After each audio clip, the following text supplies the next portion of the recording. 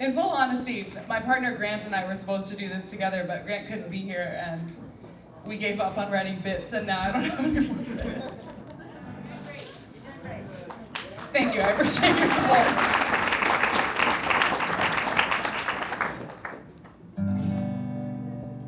Well, I had 2 weeks of vacation time coming after working all year down at Big Roy's Heating and Plumbing. And one night, when my family and I was gathered around the dinner table, I said, kids, if you could go anywhere in this great big world, where'd you like to go to? And right away, they said, they sang in 4-part harmony on account of it was the chorus to the song. They said they wanted to see the biggest ball of twine in Minnesota. That's right. And to show that they really meant it, and to teach you all the rest of the chorus, they sang it again.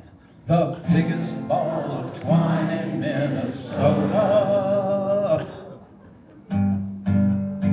So the very next day we loaded up the car with potato skins, pickled wieners, crossword puzzles, Spider-Man comics, and Mama's homemade rhubarb pie. Pulled out of the driveway, and the neighbors, they all waved goodbye, and so began our 3-day journey.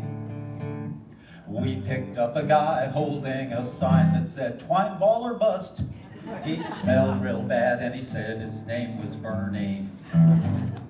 I put in a Slim Whitman tape, my wife put on a brand new hairnet. Kids were in the backseat, jumping up and down, yelling, are we there yet? All of us were joined together in one common thought as we rolled down the long and winding interstate in our 53 DeSoto. We're gonna see the biggest ball of twine in Minnesota. Sing it out now. The biggest ball of twine in Minnesota. Well, we couldn't wait to get there, so we drove straight through for 3 whole days and nights. Of course, we stopped for more pickled wieners now and then.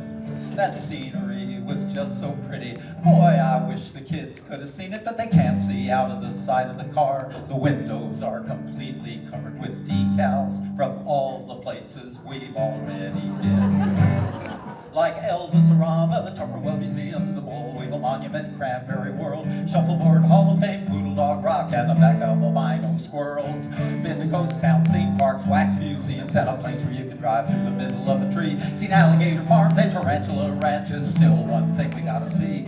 We crossed state line about 6:39, and we saw the sign that said, twine ball exit 50 miles, yeehaw! Ah, the kids were so happy they started singing 99 bottles of beer on the wall for the 27th time that day. We pulled off and stopped at the Last Chance gas station, got a few more pickled wieners and a Diet chocolate soda, on our way to see the biggest ball of twine in Minnesota. That's right, the biggest ball of twine in Minnesota. Finally, it was 7:37 early Wednesday evening as the sun was setting in the Minnesota sky. Dum, dum, da, dum. Out in the distance on the horizon, it appeared like a vision before my unbelieving eyes. Dum, dum, da, dum. We stopped the car and walked in awe-filled reverence up toward that glorious, huge, majestic sphere.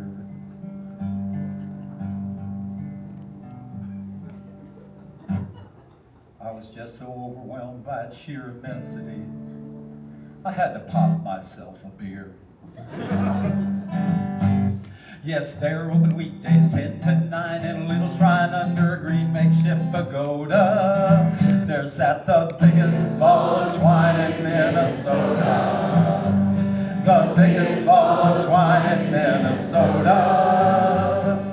Oh, what on earth would make a man decide to do that sort of thing? Dum, dum, da, dum. Oh, winding up 21,153 pounds of string.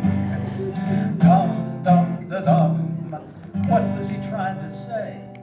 Who was he trying to impress? Why did he do it? How did he do it, man? That's anybody's guess. Where did he get the twine? What was going through his is mine. Did it just seem like a good idea at the time? As we walked up beside it, I warned the kids, you better not touch it, those ropes are there for a reason. Then I said, maybe if you're good, we can tie it to the back of our car and we can take it home. But I was only teasing. We went to the gift shop and stood in line, bought a souvenir miniature ball of twine, some window decals, and anything else they'd sell us. And I bought a couple postcards, greetings from the twine ball, wish you were here, want the folks back home be jealous. We gave our camera to Bernie and stood by the ball, and we all gathered round and said cheese. Then Bernie ran away with my brand new Instamatic, but at least we've got our memories.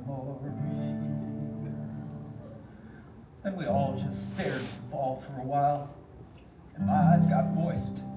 And I said with a smile, kids, this here's what America's all about. And I got to feeling kind of gooey inside, and I fell on my knees, and I cried, and that's when those security guards threw us out.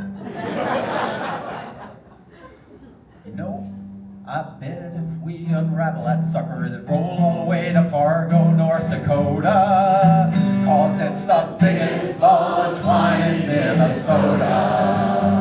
The biggest ball of twine in Minnesota. Now you get to hum under this part. So we stayed that night at the Twine Ball Inn. In the morning we were on our way home again. But we didn't really want to leave, that was perfectly clear. I said, folks, I can see you're all sad to go. And I winked an eye, and I said, you know, I got a funny kind of feeling we'll be coming back again next year. 'Cause I've been all around this great big world, and I can't think of anywhere else I'd rather go to than the biggest ball of twine in Minnesota.